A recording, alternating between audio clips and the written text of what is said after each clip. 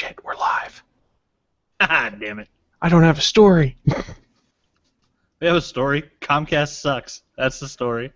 Comcast sucks in Chicago, evidently. So, eagle-eyed listeners might Apparently. listeners. How are you eagle-eyed and a listener? Eagle-eyed listeners Oh, man. might be listening to their screens. That's not good. I say something that doesn't make sense within the first 30 seconds of being on the air. So, Starting off right. If you're watching the live video stream right now, you might be wondering, why am I just seeing Chris and Anthony on screen? And it's because Comcast sucks in Chicago, evidently, because Naki sent us a text message or a Hangout chat message, I guess, about, 40 minutes before the show, and she's like, damn it, Comcast is out again. So we might need to amend the ATG and drinking game rules that whenever there's an internet outage, you have to drink X number of shots. I don't know how many shots, but a lot. Yeah, because otherwise Naki might start killing people. Well, that could happen regardless of drinking games or anything like that. Oh, I meant just for the drinking game. She can kill people any other way she wants. That's fine. So Willie in the chat room was asking, does Comcast have a monopoly there? She said AT&T is available, but if it's like how the second provider is in my town, you don't want to be there. You really have no choice. Like in my town, you can either get Comcast for your cable internet, or you can get DSL and get about 5 megs down, and if you try and watch more than one stream of Netflix at a time, your internet goes to hell. That's not ideal, especially for those of us that podcast or do video casts, because we need bandwidth both up and down. Seriously. And I'm going to bitch for just a second. Do it! I have a brand new computer that I just got a couple months ago. I upgraded my internet. I get 100 megabits per second down. I get about 20 megabits per second up. And I can't get a goddamn high-quality video feed out of Skype to anyone. What the shit? That's because it's Skype. What else do I need to be able to make this happen? I'm sitting here, I'm like, okay. A paid service, because Skype is free. Well, so you get what you get. They advertise through me, I guess. I don't know. It's just kind of frustrating. I'm sitting here, I'm like, what the crap do I have to do to make this work now? I'm very confused. Very confused. I'm sure other podcasters out there, you guys can feel my pain also. Maybe. Hopefully. Anyone out there feel my pain? I'm thinking there's probably a couple that do. I mean, in my area, it's either Cable One or DirecTV now has CenturyLink. Like, those are our only two options in the whole valley, basically, for internet. And neither one of them is really good. At the last house I was at, both had shitty bandwidth in the neighborhood I was living in.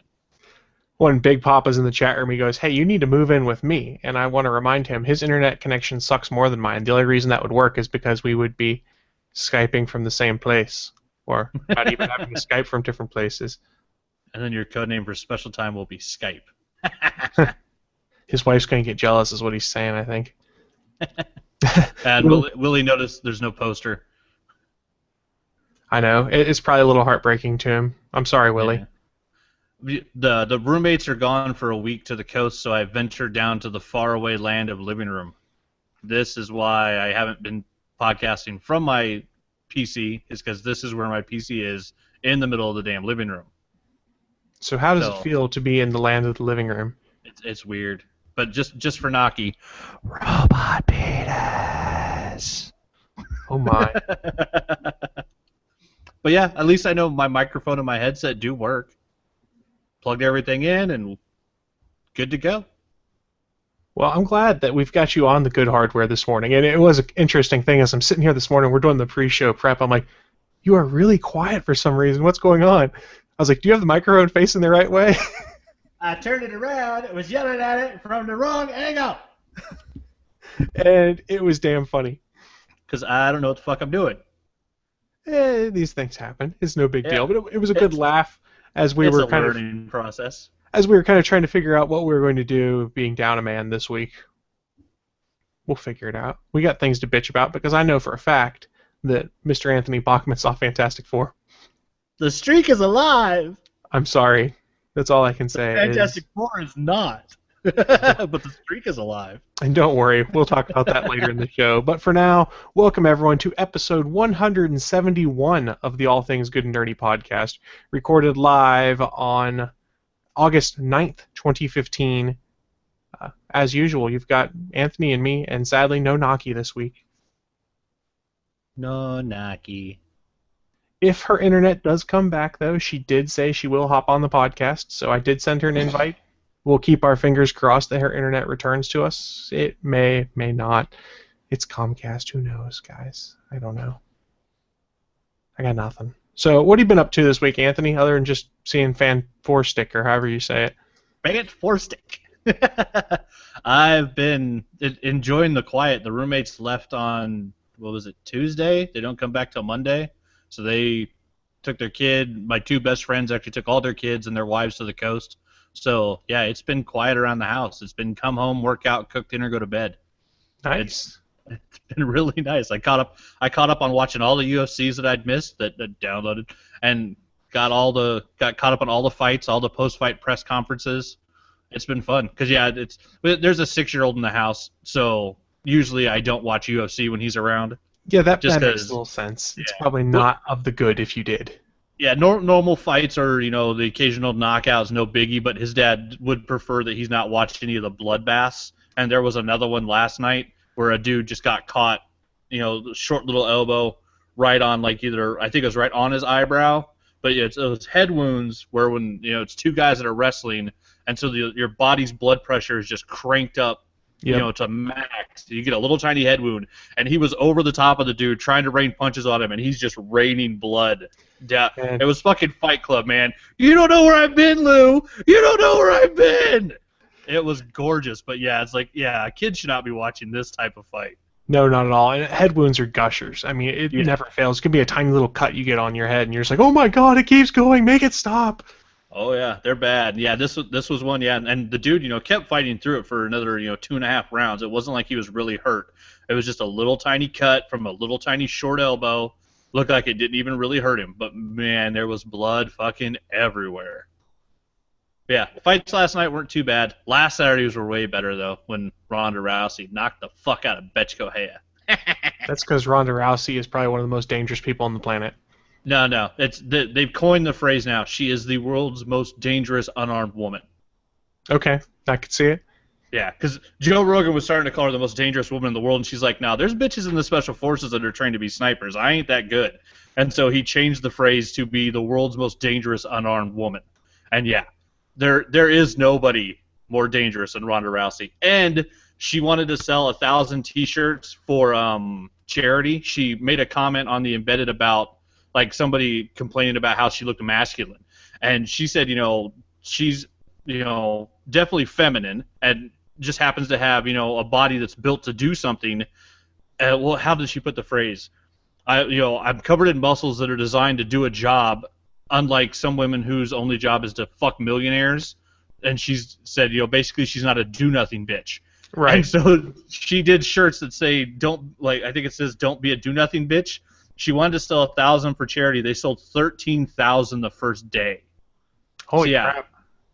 I thought that was one very, very cool, and shocked by the number that they sold, because I'm hoping that's 13,000 people that are Ronda Rousey fans and not fans of stuff like the Kardashians, because that's the clan of do nothing bitches right there. Why are we talking about the Kardashians on this show? We should We're have talking shit about them. We should have an established rule that we just don't talk about them. That's true. It just gets their name out there. It's not good. But yeah, Ronda sold a ton of fucking T-shirts for charity because she is the baddest unarmed woman on the planet. And bitches that talk shit to her get knocked the fuck out. Yeah, she got the shit knocked out of her too. And the best was at the end, she's just like, "Don't cry." Yeah, that part was awesome. Yeah, telling the chick that's almost unconscious on the ground, "Don't cry," after she had talked all that trash and told Ronda, "When I take your belt, don't cry." Yeah. It wasn't even a contest. Betch Kohea was undefeated, 9-0, and had literally destroyed two of Ronda's friends coming up through the ranks to get to this fight. And literally, I mean, she is a tough chick. She's a good striker. But was it bronze medal judo champion has learned so much about throwing hands that she literally walked forward and just pummeled a striker unconscious. Yeah, and it was impressive.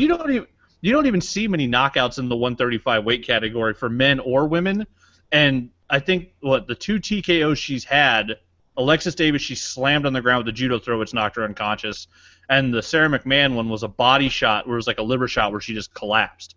But this is the first time Ronda has straight cold cocked somebody. She put her right hand on the left side of Betch Correia's face, and that woman was asleep on the way to the mat. Like, there was no ifs, ands, or buts about it. That chick was taking a nap while she was falling. She only woke up because her head hit the mat. Oh, it was such a good fight. Yeah, I'm glad I didn't stay up and watch it, though, because I guess it didn't happen until like 2:30 in the morning, and I had been happily asleep for a couple hours at that point in time. And I have to admit, one of the best memes I've seen was the one that was going around. Man, I feel bad for you guys to stay up till 2:30 for me to watch a fight I saw in 30 seconds on Facebook. On Facebook. At least this one wasn't a Vine video. You got to give her that. The last two fights have been so short they fit inside of Vine videos.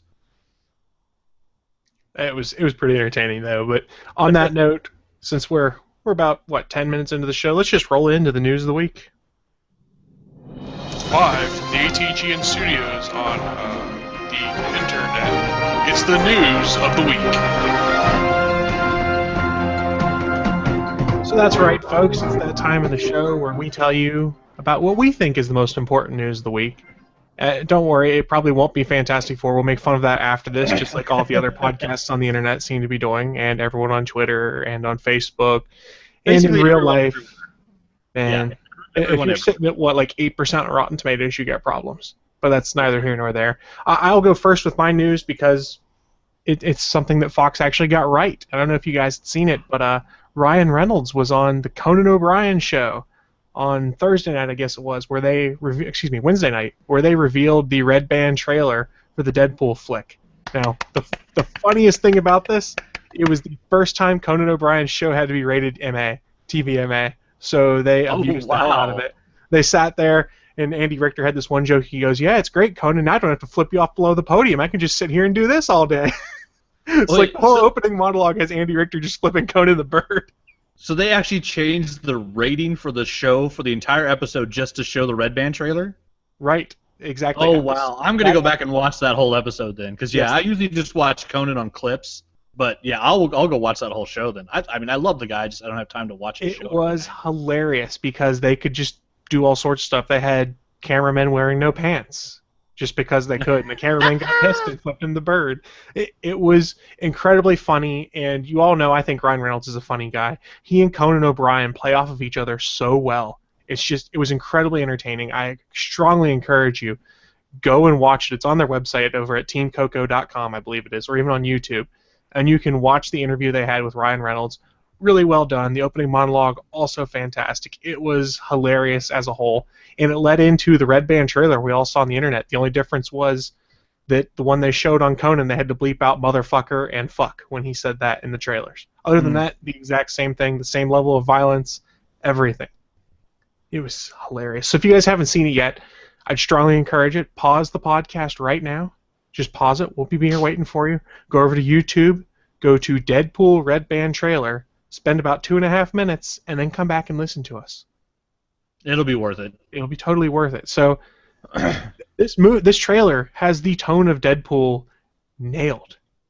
Just absolutely nailed. It's over-the-top, ridiculous, funny, violence, just excessively awesome. I can't think of a better way to put it. And ridiculous. The T.J. Miller lines are awesome. You look like an avocado had sex with an older avocado. Yeah. There's an internet meme going around right now. It's like, you look like the Fantastic Four movie. I don't know if he looked that bad.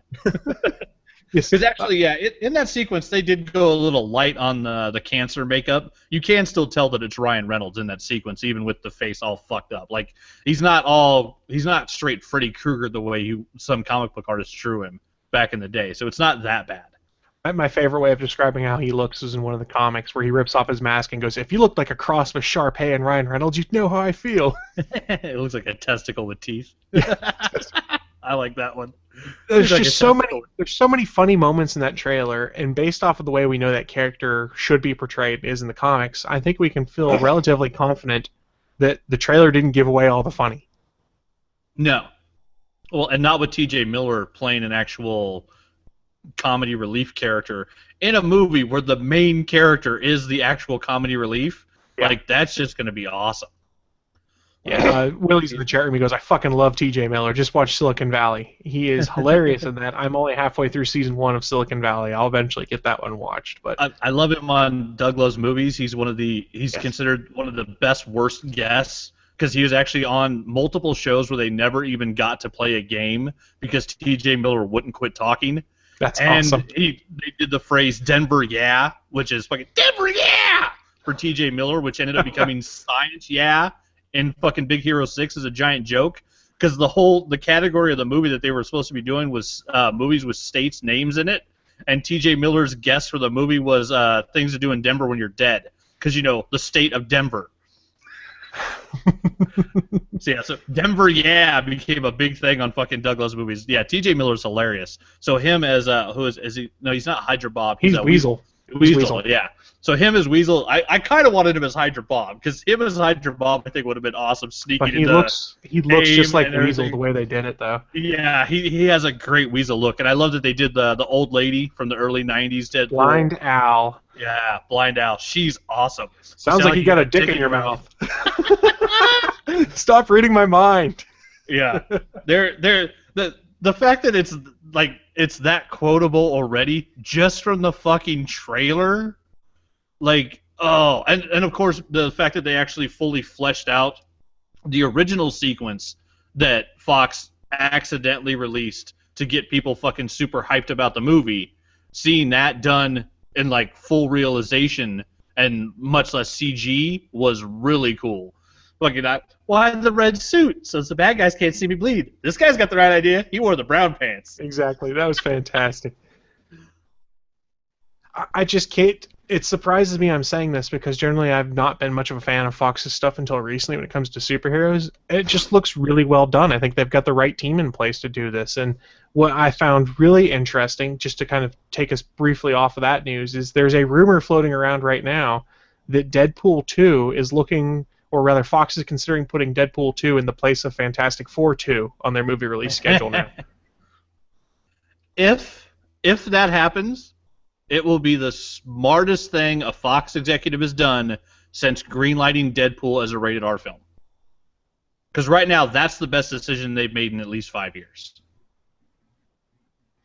It would be interesting to see now. This is being reported, I think, the Daily Superheroes who's reporting it. And it's super early right now, but the rumor is the June 9th, 2017 release date would be the sequel to Deadpool, but not the Fantastic Four sequel at this point.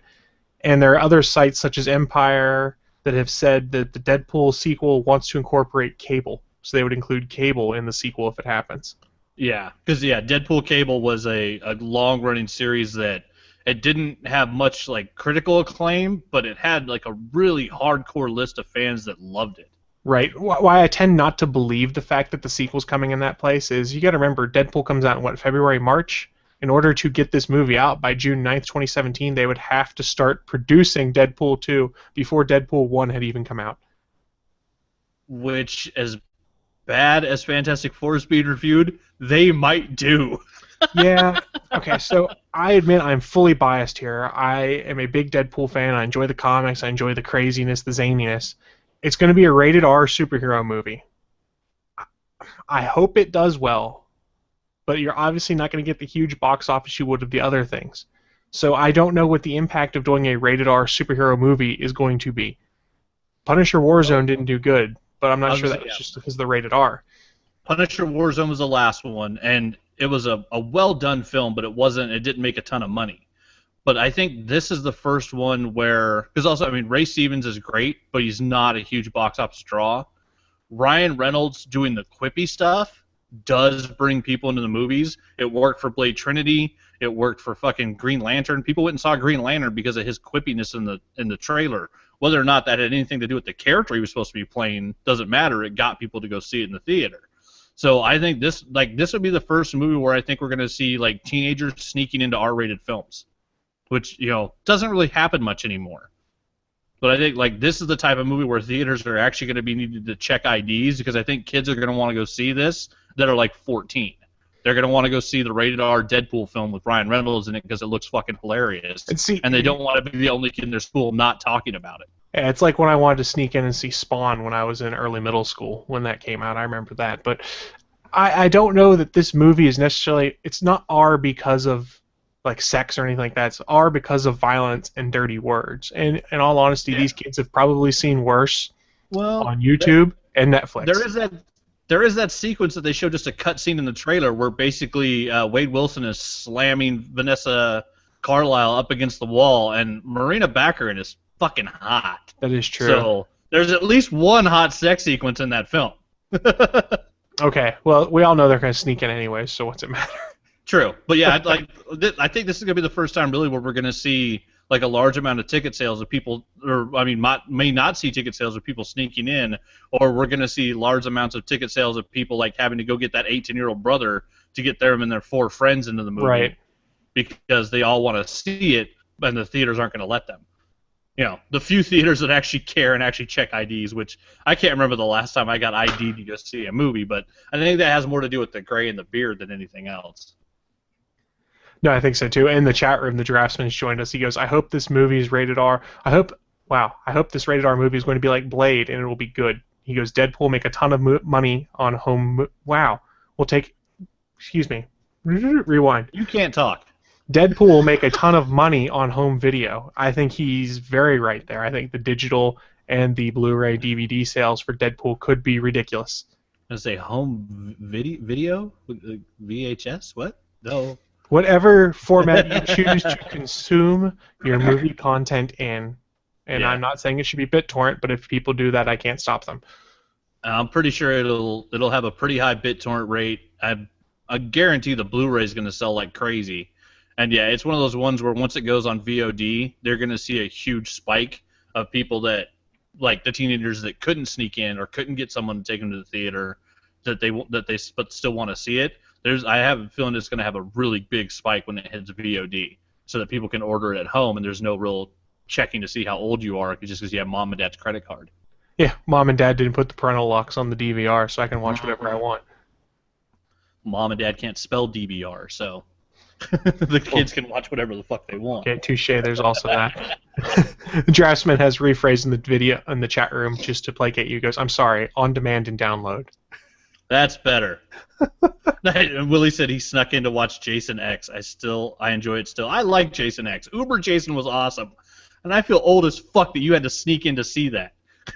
Because I'm pretty sure I was about 32 when that movie came out. God damn. When did Jason X come out? I have a signed copy of that script signed by Kane Hodder. It's one of my favorite, most prized possessions because it's a first draft before they made any changes, and it's a very different movie. So I just checked real quick if you want to feel old. Jason X came out in 2001, so that was 14 years ago. Yeah, so in 2001, I was 5 years into my Navy career. I was about to become a civilian again. I was 16. Yeah, while all you little fucking teenagers were sneaking in. I was bouncing around. Actually, wait, 2001. Yeah, I was doing my golf tour. Yeah. I was rolling around on a ship in Bahrain. Well said. Oh yeah, all the fun towns over there. Bahrain, Abu Dhabi, Jebel Ali. Jabal Ali. It's just easier to say Jebel Ali. Yeah, Willie said he was 16 at the time. Willie's Jesus. my age. Surrounded by children. Children, I say. Yeah, but at least I look old. That's my problem. I might be young, but I look like I'm fucking 50 years old. That's true. Anyone watching the damn video podcast can see that right now. Yeah, and I even changed out the chin scruff and the neck beard. So yeah, you definitely look older than me today. Yeah, if I shave the beard, I'll look a lot younger, but then I look a lot dumber too. So I would rather just look old than dumb. You look like a giant bald baby. I'm a baby. I got nothing. I'm going to toss to you for your news. All right. Other than Fant-Four-Stick, there was some casting news. We have Kenyon Lonsdale from Insurgent, which, yeah, I was looking up on IMDb because I kind of recognized him from Insurgent, but didn't know if I'd seen him in anything else, and realize now that there's no possible way I've seen him in anything else because he was in a movie called Razzle Dazzle and a TV series called Dance Academy. So I'm sure you know that shit. Yeah. So apparently, Kenyon Lonsdale is going to play the new Wally West, and big shocker, people, he's black. So, half the internet flipped out. For those that don't know, in the new DC New 52 universe, the Wally West character is actually African American, so it's not only sticking to the comics, but it makes sense that in the universe where Barry's adopted family, his basically pseudo sister, now girlfriend, and his dad, adopted foster dad, are both black, that the family member who becomes basically his nephew would also be black. Because in the original comics, Wally West was Barry's nephew who recreated the accident and somehow got struck by lightning again, which you later find out was actually Wally as a bolt of lightning. It's really fucking convoluted. But yeah, the Wally West character will be being played by an African American, Kenyon Lonsdale, and it's looks like good casting. It's another song and dance kid, which me and Chris had talked about a little bit in the pre-show, between Supergirl on Glee, Grant Gustin on Glee, and frickin' Hugh Jackman being a Broadway musical song and dance man. From everything I'm seeing, I may not like musicals, but I sure as fuck like it when the actors from them become superheroes, because they do a damn good job. And yeah, and I never liked Barry Allen. Growing up, Hal Jordan, Barry Allen, fine, they're the old fogies. But starting reading comics when I did in the late 80s, early 90s, my Flash was Wally West. My Green Lantern was frickin' Kyle Rayner. And so seeing the Wally character come to the screen will be really cool, because I want to see if because Wally's much more entertaining in the comics. Barry Allen was always kind of a boring character to me, and I want to see what type of personality they give him, which after seeing the Flash TV show, which I still consider the best first season of any comic book-based TV show made so far, they made the character of Barry Allen, who is written basically very boring in the comics. It was always just a fucking snore fest. They made him an interesting, fun character that I enjoyed watching. So to see what they're able to do with Wally West, who is already written as a fun character, who has a good personality, who isn't a snore fest, to see what this kid's able to do with that character on the small screen, I'm really excited to see. And just adding any other actor to the Flash show, just keep tossing them in there, because everything they've done so far has just fucking turned up gold. I love that show. We got a lot of Flashes this season, because they've already confirmed Jay Garrick is going to be in as a Flash. And I'm gonna fight you for a second. The best first season of a comic book TV show is Daredevil. I'm sorry, Daredevil beats Flash in my book, just barely. It doesn't for me. I love Daredevil. I have watched it, I think, 6 times through now. It's a fucking great show. See, I think for me, part of the reason it does is because I had no expectation it would be anything near what it was. I had pretty good faith that the Flash was going to be good based off of how they'd showed the origins and the beginnings of him in Arrow. I was like, they have a good handle on this. Daredevil, I was like, I don't know what the F they're going to do, and this has got to be good, and it exceeded every expectation I had, and I think that's part of the reason why it resonates more with me, because it exceeded every expectation I had. I can understand that. And I put Daredevil as number 2, so it's not like it's low on my list. Because the fight choreography. We're quibbling over nothing. Yeah, the 1 and 2 spot. Yeah, because I think Flash wins it for me because the way Grant plays Barry, it's the first real superhero we've seen in a long time that loves his powers, enjoys being a hero, has fun saving people. It's the bright, shiny fucking show. Hey, DC, it's what Superman's supposed to be. Well, let's give them credit. It looks like they've got a good handle on what Supergirl's supposed to be, at least, because early indicators there, just the trailers, I mean, it seems to be fun. Well, other than, being over 20 years old and not figuring out whether or not she could fly yet, but I'm not going to argue Man of Steel being Superman Begins, which basically Supergirl is going to be Supergirl Begins. But Flash is awesome, and we're getting more Flashes, so the show's just going to keep getting better. At some point, I hope they actually, by the end of season 3, I want to see the Flash family. I want everybody there. I want fucking Jesse Quick. I want fucking Max Mercury. Fucking get awesome. Speedy the Cat in there from Superman. Fucking just everything that moves quick. Get them all. It'll be awesome. So, Anthony, you were talking about your Green Lantern books and stuff like that from the past. Neil has a suggestion for you. He said, Bachman, you need to read the current Green Lantern with Hal Jordan. He's a space outlaw. All good. I don't know. I read Blackest Night, which was like the penultimate finale of all of Jeff Johns' super badass Green Lantern books, and then when they relaunched the New 52, and basically the GL books were pretty much untouched by the relaunch. They basically just slapped a new #1 on them and kind of continued with the story they did.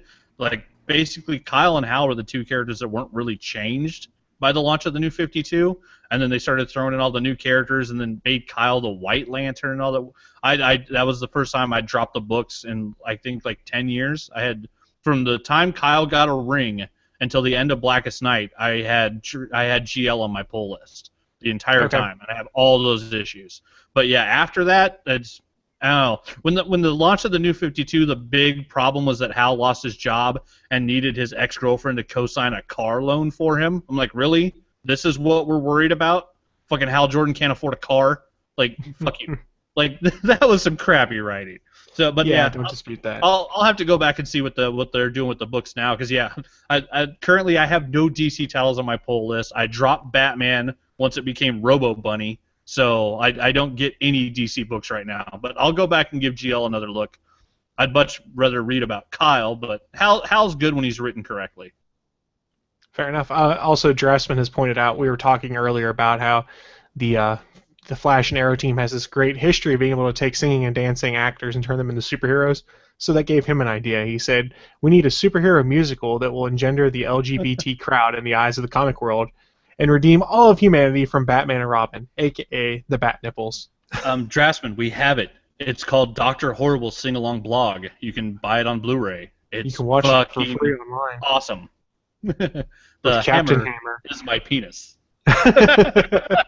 You know, that wouldn't have worked if it wasn't Nathan Fillion, though. No. I don't think anyone else could have pulled that line off. And had the it be greatest good. phrase ever is if you get the Blu-ray, they have the making of stuff, and the sequence where he's singing on top of the van. He said Josh pulled him aside, and for the first time in his acting career, was the first time anybody had ever told him, can you be more cheesy? Can you cheese it up a little bit? It's because that is the character. That is Nathan Fillion cheese turned up to 13. Like, Captain Hammer is awesome. And then, yeah, Dr. Horrible is just such a great character. And how can you not fall? If you don't already love Felicia Day, go watch Dr. Horrible Sing-Along Blog. I hate musicals. I fucking hate them. And I own Dr. Horrible Sing-Along Blog. That's how good it is. And if you don't already love Felicia Day, you will absolutely fall in love with her watching that show. Yeah, I own it as well. Also, Neil in the chat room has put in there for a free issue of GL number 0 on Comixology you can download. So you can get your taste for free. And Draftsman says he's got to watch it. And get instantly. Exactly, there you go. Done. And evidently, Willie also had Dr. Horrible on Blu-ray at one point, but a buddy moved to Chicago and took it with him. So now's your chance to get a new copy. It used to be on YouTube to watch for free. I'm not sure if it still is. Yeah, I know there was weird things about the licensing and stuff because it was done as not a film project because it was done during the writer's strike. Right. So I'm not sure. Which is why they were able to do it as a web series, because it was a 3-part web series that they released. It was damn funny. I was late to the Dr. Horrible train, I fully admit it. I was like, hey, Joss Whedon's doing this. I should watch that. And then forgot. And then enough people were like, watch this damn movie. I was like, okay, I'll watch it. I was like, how the hell did I miss it? Yeah, I heard about it as it was coming out, and then, yeah, luckily I was right there as it finished and got to watch it all. It was, it's such a great show. Yeah, I think so, too. Evil Thomas Jefferson. Bad horse. So that's probably going to wrap us up for the news of the week. Before we start making fun of Fant-Four-Stick. Wow, I can't say it. God damn it. Fant-Four-Stick. Fant-Four-Stick. Before we start making fun of Fant-Four-Stick. The exact way it's spelled. Fant-Four-Stick. All right. Before we do that, I did want to share with you guys something else that's going on the network right now. So, episode 107 of the GonnaGeek.com podcast, Steven's mad because you broke his Hitchbot. So I don't know if you guys have heard about Hitchbot traveling across the country and getting destroyed in Philadelphia. Steven starts the show a little upset that his American counterparts broke his beloved Hitchbot, and there's only one conclusion: SP did it. After debating the future of the Hitchbot, the Gonna Geek crew discusses how Fantastic Four is rated low before it even hit theaters, how Jeeps are currently getting hacked, and the question is finally answered: how much did the moon landing cost Buzz Aldrin? All that and more this week on the GonnaGeek.com podcast, which you can find over at GonnaGeek.com/network or on the front page of GonnaGeek.com. And I just realized it's kind of self-serving for me to read a podcast that I'm in as the promo. Sorry, guys. Yeah, well. That was not my intent. It's still funny. You got to love the fact. Was it the same robot that made it all the way across Canada? Yeah. The problem is it Yeah. went to Philadelphia. Well, the problem Philadelphia's is it full went of to dicks. America. Well, Yeah, just all right. So, like, so here's how I put all it the to. nice Canadians helping the little robot across the country, and the first thing we do is hit that motherfucker with a bat. So, so here's how I gave an idea of Philadelphia, an understanding of Philadelphia to our Canadian cohorts on the Gonna Geek podcast. I said, you have to remember, Philadelphia is the city where they had a courthouse in the basement of their football stadium / baseball field, because it's multi-purposely used, so that they could prosecute and jail people whenever they acted up at the games immediately from there. Philadelphia does not have the best of reputations for being a friendly place. Yeah, but that's some serious like forethought. That's some good shit right there. Yeah. Multi-purpose, saving taxpayer money. Why put them in jail for the weekend? We'll just take them right downstairs, prosecute their ass, and toss them in a cell. Well, once Veterans Stadium got torn down, that is no longer the case, I don't believe. I'm not sure where in proximity to the ballpark and the football field the courthouse is now. It's probably relatively close, I'm guessing. If you're listening to the podcast and you have some comprehensive understanding of where the courthouse is, hit us up in the chat room or hit us up after the show via one of the contact methods we'll talk about at the end, because I'm willing to be corrected. How about that? Oh. Oh. Willing to be corrected. Yeah. And Nicholas said, hey, as a Canadian who used to work in Philly for 2 years, that's harsh. Is it? Is it really? I don't know. He's Canadian and he worked in Philadelphia, so I think he's got more of a say on it than anybody else.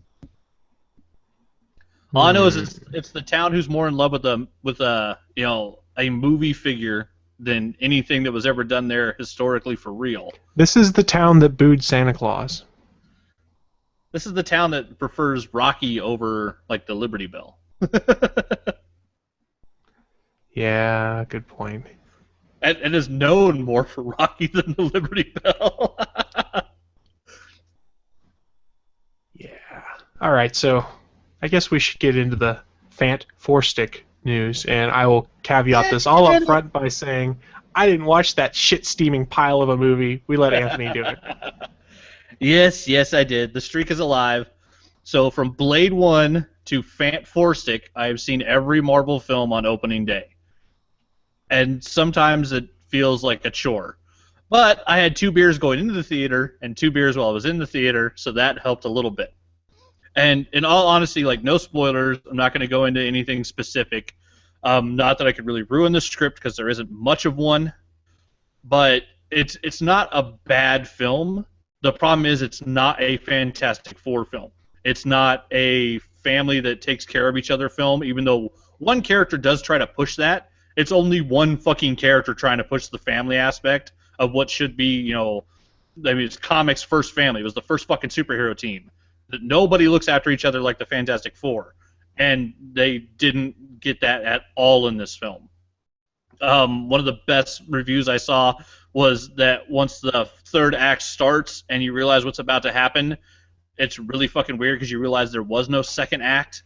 It's completely missing a second act. They failed the third act structure. It's startup, first act, right into third act. Like there's no middle part of the story. It's fucking weird. It jumps timelines. There's at least 4 sequences in the trailer that didn't make the movie, which is never good. Because one of those was the very specific, very cool-looking thing dropping from a plane into combat. That's not even in the fucking film. It's not even mentioned. So here's the most egregious thing to me, just from what I've heard and from what I've witnessed from people that have seen it. They absolutely fucked up Doctor Doom again. You take one of the best villains in the Marvel Universe, the one that Marvel would give money to be able to use in the MCU, I'm sure of it, and you just fuck it up. Yeah, basically, I'll put it this way. I defy anybody, once this movie comes out on Netflix or you see it for free on TV, at that point, watch it. Don't spend money on it. Like, if you really feel the need, like $2 on Redbox. Anything more than that, you're going to be angry that you paid money for it. But I defy anyone to watch this movie and then tell me what Doctor Doom's powers are. Because you can't fucking do it. They're all over the map, it seems like. And I can't tell you what the fuck his superpower was. Yeah, they've yet to be able to do Doom right in a movie. I actually liked what's his name, Julian McMahon. Like he was fairly good in the 90s FF films, just because I mean he does smarmy really well, so he felt like over just a huge ego, like he did that part well. And the kid they have playing Doom in this movie, when he's Victor Von Doom, there's some sequences where it's just him and Reed doing science shit across from each other, and that's played really well. Like he plays the I'm smarter than everybody in the room character really well. Once he basically becomes the suit, it just all goes to shit. They don't really let him do anything, and the acting pretty much at that point in the movie stops. Any logical thought stops, and any point of trying to make a good story stops. Basically, once Victor Von Doom becomes Doom, it's the most anticlimactic fight scene of any superhero movie I've ever seen. And when it's like as it's happening, you're like, well, no, it can't be that easy. Oh, yeah, it was. Oh, well, shit, that's done. Fuck. Everyone said it seemed kind of tacked on at the end. That ending. It's like, oh yeah, we need to have a fight scene. Let's do it. Yeah, and from what people have talked about, there was apparently lots of trouble on set. Whatever. Whether or not Josh Trank was actually just drunk every day because that was his best way of dealing with the Fox executives, I don't know. But I can tell you that Chronicle was a goddamn good movie. It had 3 acts, start, middle, and end, and he directed the shit out of it. So Max Landis, who wrote Chronicle, the night that all this news broke, and Josh Trank also posted a tweet that was later deleted, which we'll touch on in a sec, came on Twitter and had a long series of tweets where he basically said, Josh Trank's a very incredibly talented director that I've worked with. He goes, but he went from one extreme to the other. He goes, we were very lucky in Chronicle that it got picked up and we were given a ton of freedom in what we wanted to do. And then he went to go and do a big tentpole summer blockbuster where the producers and the production company is going to want a lot more control. And he goes, he might not have been ready for how much control they were trying to enact and didn't realize how good he had it in his first gig. I haven't read Max's tweets, but I'll go back and read them because, he wrote Chronicle. The guy's a fantastic writer. And fucking, Max Landis has done some amazing stuff himself. And so, I need to go read what he said about it because if that's his thoughts on it, I would probably agree. It really does look like there's chunks of the movie that are so cookie cut put together that it feels like at the end of all the filming, the director went home and 14 studio executives were sitting in the editing room saying, no, put that there because of product placement. No, put that there because that suit looks cool. No, put that there because we need to use these 4 seconds of film. Mm-hmm. Like, it looks like, there were 14 chefs in the kitchen and they all just made a fucking goulash of shit. So, I mean, I popped up on Rotten Tomatoes right now. It is sitting at 9% at a fresh rating of 9%.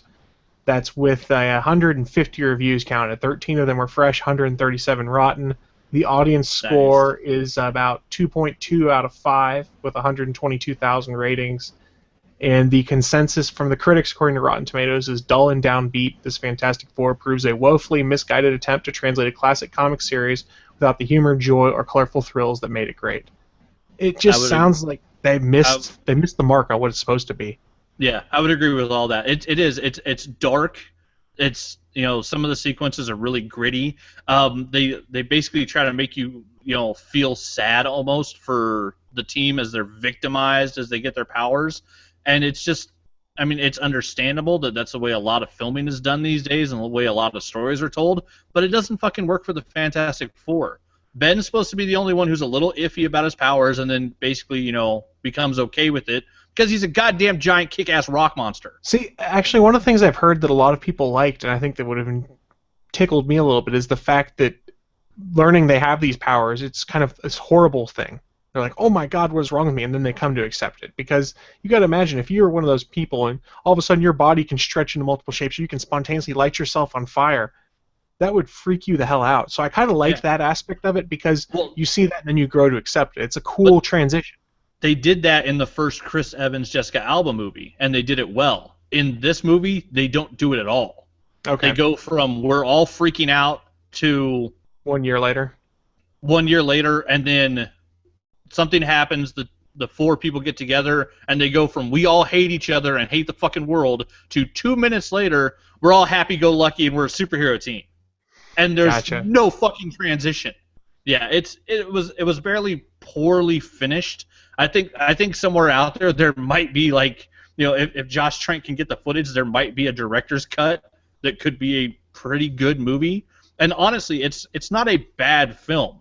It's a poorly done sci-fi movie that they happen to put the Fantastic Four name on. It's not a Fantastic Four movie. That's the real problem. Gotcha. So it was brought up. Let me just bring up the screen share. I mentioned earlier that Josh Trank had put a tweet out on Friday night, I guess it was. He said, a year ago I had a fantastic version of this, and it would have received great reviews. You'll probably never see it. That's reality. It was pulled down after that was sent out. But there's a lot of rumors going around that he had a different vision, that the studio came in and made him change things up. The last act that he supposedly wasn't even involved in, that was all done with reshoots because Fox was like, hey, we need a fight. We need something going on so people are excited by this. It sounds to me he was trying to make more of a cerebral kind of superhero film that wasn't very superhero-y versus a superhero flick. Because if you remember, back in the pre-production and stuff, they did interviews with some of the actors that were doing it, and they said, yeah, Josh told us not to read any of the comics because it's not going to be anything like what was in the comics. And that's when the audience kind of turned on this movie, if you remember. Everyone's like, yeah, wait, what? You're going to take Marvel's first family and take no influence from the comics? And they did take some, it sounds like. And there's a lot of an Ultimate Fantastic Four flavor to things with the way things are set up. Again, haven't seen it myself, so this is me relaying what I've perceived and from I've others. heard people say, like, if it was called Ultimate Fantastic Four, would people be less pissed off? And actually, I don't think it would have been a good Ultimate Fantastic Four movie either, because the characters are so different in that world. Like, there's a sequence where the smartest man in the world uses the wrong type of screwdriver in this movie. I don't buy that they understood the fucking characters. That is just a huge problem. And Yeah. I love Michael B. Jordan, but I'll tell you this is the worst movie and the worst acting I've seen from him. Well, I And don't we- think anyone came out unscathed on this one. No. And we know he can work with Josh Trank because they did Chronicle together, and I fucking love him in that movie. I've seen Fruitville Station. I think I've seen almost everything that Michael B. Jordan's done so far, and I'm super excited to see Creed. Yeah, that's what I was going to say. We've got Creed coming up, and he looks Yeah. like he's going to rock it in that. And he got huge. He got fucking huge. But yeah, Michael B. Jordan is a fantastic actor. Kate Mara actually did a much better job than I thought as Sue Storm. I thought that was like awful casting. And then Jamie Bell does okay as Ben Grimm, but they really don't let him do anything until it's just his voice in a big CGI suit. Right. And they pretty much don't let fucking damn it, the kid Miles Teller. He doesn't get to do much as Reed Richards, as the main fucking character. They really don't let his character, like, there's no character arc, there's no character growth. Like, he's just dealing with whatever sequence he's shoved into. Like, it's definitely got some problems. Do not run out and see the Fantastic Four. Yeah. So Fant-Four-Stick. Fant-Four-Stick. So we touched on earlier talking about the horrible aspect of seeing these powers emerge or how creepy it could be. Draftsman had a comment I wanted to bring up. He goes, I understand that transitioning into accepting your powers, but all these people were supposed to be daring and challenging the unknown. So in his mind, they're supposed to be more accepting of what's going on these things. They're explorers. Well, they were in the originals comics, and Yeah, then that's why DC actually did Challenge of the Unknown, and Marvel had the Fantastic Four. Those were like the two offshoots of each other. Yeah, they're petulant teenagers in this movie, is my understanding. Yeah, this is it's a couple of smart guys and random people thrown into a sequence for no reason other than, oh, they have to be on the team, so we need some reason to get them in the room, and we can't think of a good reason, so we'll just make up some bullshit. Right. Because there's no fucking reason whatsoever that the accident that gives them their powers should have ever happened. It's not even possible. No, it's ridiculous. The biggest fucking holes in the plot, what little plot there was. But yeah, the whole setup is just done so bad.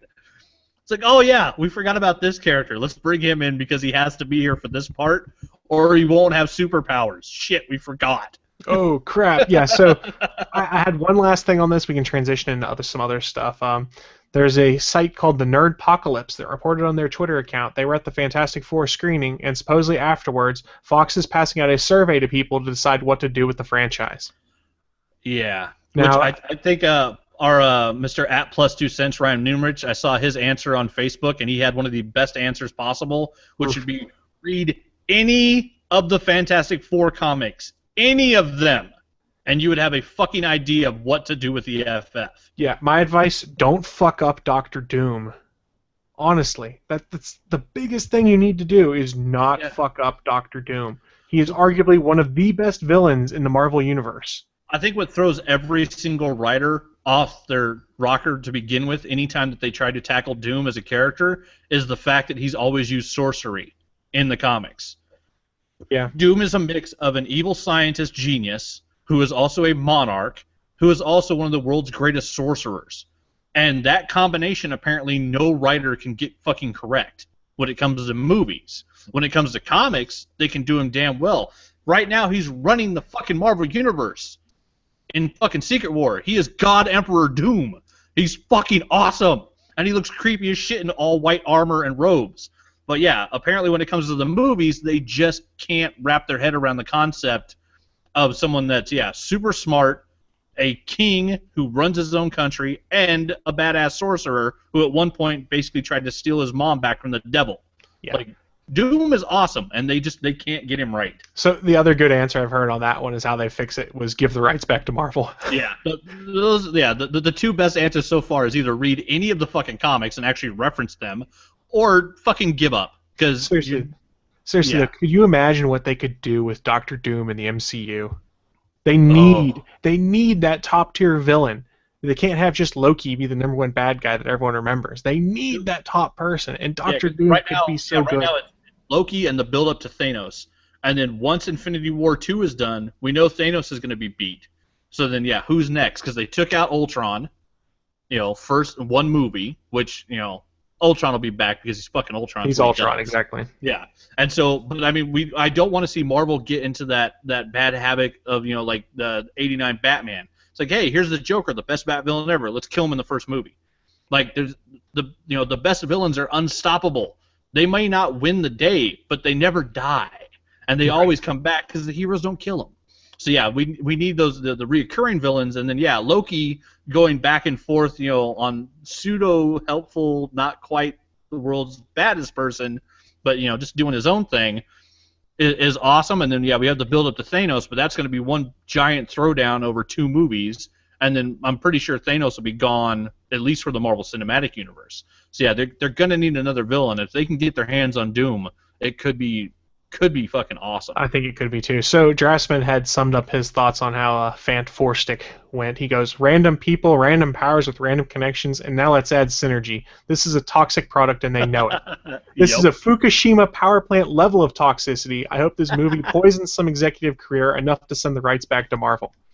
Yeah, so, I mean, remember, these are the same people that started splicing powers into a character named Omega Red in Wolverine Origins, and then apparently in the 90-day mark of shooting the film said, actually, you know what, let's change him to Deadpool, because we have no fucking understanding of what we're doing with this movie. Hey, these are the same executives. We finally found something worse than X-Men Origins Wolverine, though, and I didn't think that was going to be possible for a while. So there's still parts of that movie I like. Me too. This might be the first Marvel film that when it comes out, I probably won't buy it. Yeah, I don't blame you. I've bought every other one. I own all the X-Men. Elektra? I own Elektra. I own Elektra, the director's cut. I got it for $5 on Amazon. I own fucking Barbed Wire. Like, I love comic book movies, but I don't know if I could spend more than $2 to own a copy of this film and not be angry at myself. Yeah. So like it's bad. One thing we touched upon a few months back, and a lot of other tech sites, not tech sites, but nerd sites and things had, was the fact that Marvel was kind of washing their hands of the Fantastic Four temporarily. They were canceling the book, they were pulling the FF artwork off the walls in all of the Marvel facilities. So at the time, everyone's like, oh my god, that's a dick move by Marvel, what the hell are they doing? I kind of echoed that a little bit. I was like, it's a dick move, but it's their property, they can do what they want. So hindsight being 2020, we go now, we've seen what Fantastic Four is, the movie, we've seen the ratings, things like that, we've seen the box office. Did Marvel make the right move in kind of just washing themselves of the Fantastic Four temporarily? I think they did. And it's not just the FF, it's the X books as well. They released their preview titles. they actually did an oversized pamphlet that you could pick up at comic book shops that had all the books that would be launched as new number ones post Secret Wars.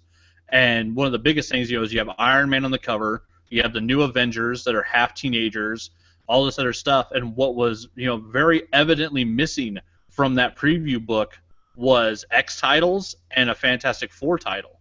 I don't even think there is a new FF title at all, and the amount of X books I think has been cut down to 1, maybe 2. We're getting 8 to 9 Spider-Man and Spider-Man related titles. Like the Spider books will finally be bigger than the Bat family over at DC. Like, I mean, it may not last more than 4, 5, 6 months, but from the launch, there's going to be almost, I think, double-digit Spider titles all coming out at the same time. Which is going to be I think you'll have that many Spider titles until at least Captain America: Civil War, and more likely the first Sony Spider-Man movie. More than likely, but yeah, and some of them look great too, like Web Warriors. Fucking all the characters from the Spider-Verse getting their own book.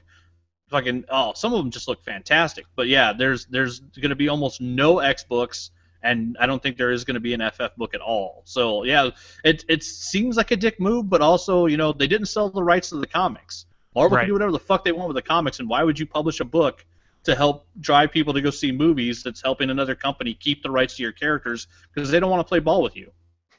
Yeah, so Draftsman tends to agree. He goes, Marvel did the right move. They battened down the hatches and they are bracing for the storm. And that storm comes with Flying Bull. Not just bullshit, the whole bull is flying. Yeah, crashing through the China shop and taking out the fucking walls. So, as we're discussing this, I kind of had a different thought. Let me take us back another step to something we discussed before, how they fix it. They need to look at what Sony did and be like, hey, Marvel, let's make some money together. Help us fix this. And make a deal like Sony did for Spider-Man. Do the same for the Fantastic Four characters, so you can get Galactus, Doctor Doom, the Silver Surfer, the Skrulls, the FF. Make it so those can connect over into the MCU. And I think if you partnered together, similar to what Sony's doing on Spider-Man, you could come up with a good Fantastic Four movie in the future. What would be interesting, though, is Marvel's first family would not be the first family of the cinematic universe because they'd be coming in late to the party, which I think would be an interesting twist. Yeah, well, I mean, they could always retro it back in. It's not like Ant-Man was actually there during Captain America 1, but then when you see Ant-Man, you see the fact that Hank Pym was there fighting during World War II and nobody knew about it. That's a good point. I mean, there is an option where they could work some of the storyline backwards and just fit things in. But yeah, it's one of those things where, yeah, Sony was smart. They realized that they were basically shooting themselves in the foot, and that playing with Marvel and having the character go across cinematic universes in the long run is going to make most corporations a lot more money. Sadly, it means they had to recast, and we don't get the third Amazing Spider-Man film, which is all the second one was a setup for, and we don't get Andrew Garfield anymore. But the new kid looks great, and I have a feeling we're going to see some really cool movies. The problem, I think, is that you'd have to have so many goddamn Fox executives agree to sit down in a room, because it's not just the FF. It's the FF. It's all the freaking X books that they own the right to the word mutant, basically, in all the movies. And I'm trying to remember because they got Punisher back from them. They got Ghost Rider back, I think. Punisher, Ghost Rider, and Daredevil, the rights were back too because they weren't using them. Yeah. So they've got basically half the rights back from Fox, but they still have basically the coin on the word mutant.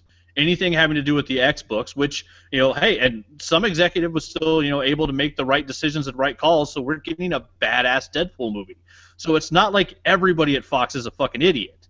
There's apparently a lot of them, but they're not all fucking idiots. Some, a couple people over there are doing the right thing and trying to produce good content, and other ones apparently are just doing whatever it takes to hold on to a property and pumping out, basically, polished turds just to make sure that they don't have to give up an IP. The thing that concerns me is whether this poisons the future for some other superhero films, whether people start to get a little wary now, because we've had an actual stinker in the recent years.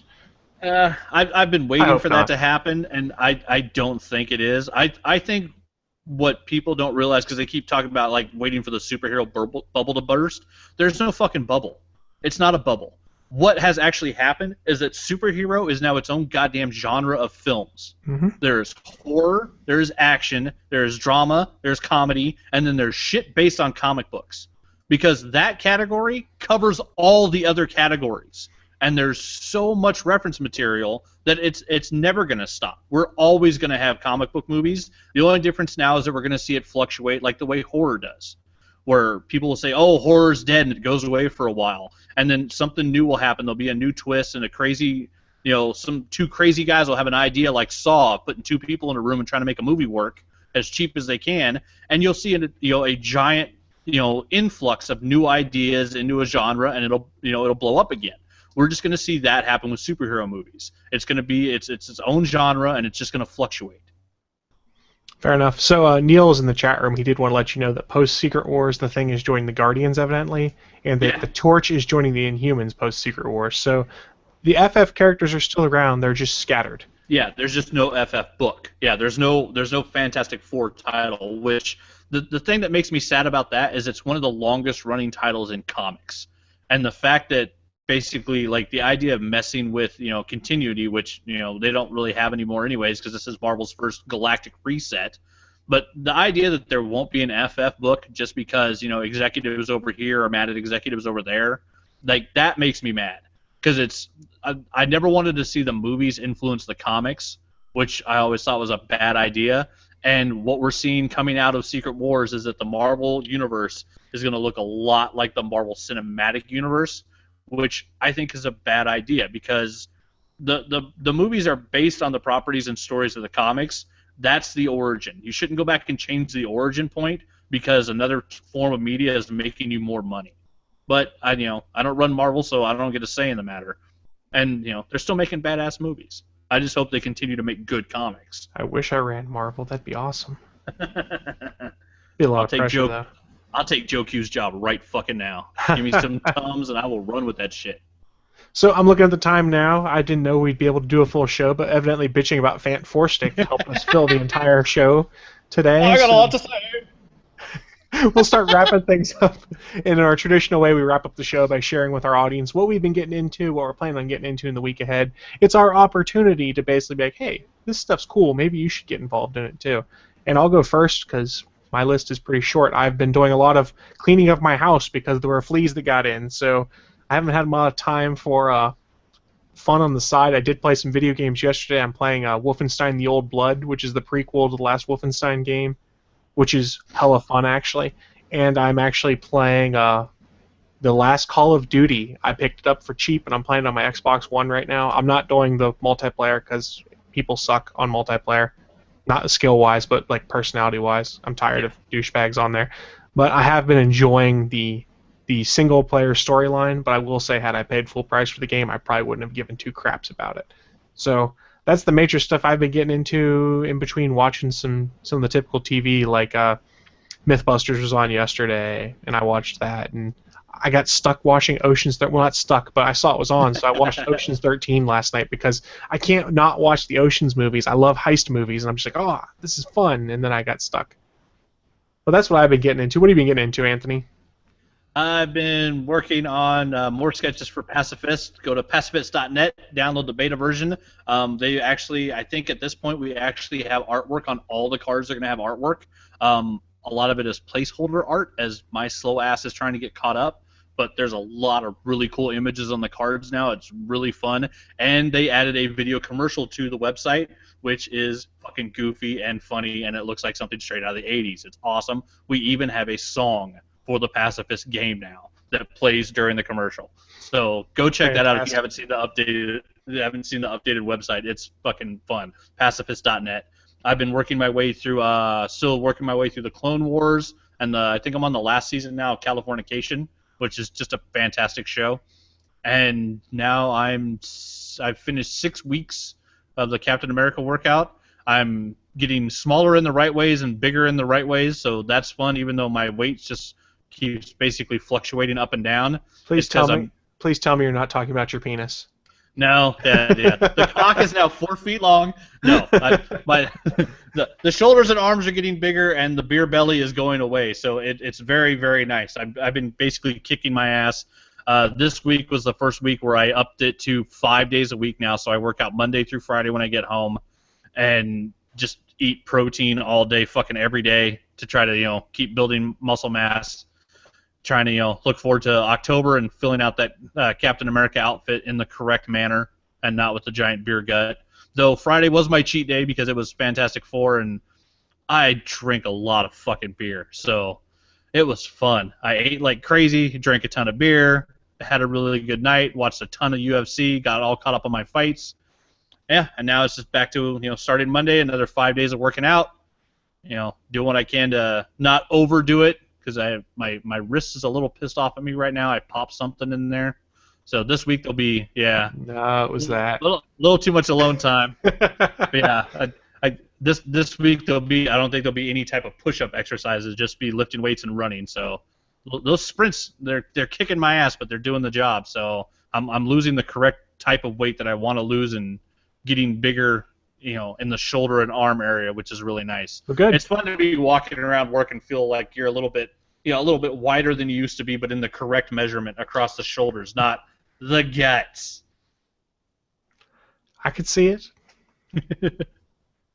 So, as we wrap up the show, we did have some feedback. Draftsman wanted me to read a comment he had earlier that I missed in the chat because things were going a little too fast. But we were talking about Felicia Day and how if you haven't seen Dr. Horrible, you'll fall in love with Felicia Day because she's so awesome. So Draftsman had a story like that. He goes, I fell in love with Felicia Day on the Guild. I saw her at C22, and she is just as pretty, if not prettier, in real life. I swear by my pretty floral bonnet that I cannot love her anymore without bordering on scary criminal territory. Oh, Gingers, why do you look so good and sweet? And well, that degraded into a real scary place. I've always heard that she's incredibly nice at cons and things like that. I have not met her myself, but I remember seeing her, I think the first time, like Buffy the Vampire Slayer. Yeah. That's what her first big break was, and then she got to go from that into another Whedon project, which I thought was cool, and I really did enjoy The Guild, although I will say I have not finished watching The Guild because I kind of fell off the wagon near the end.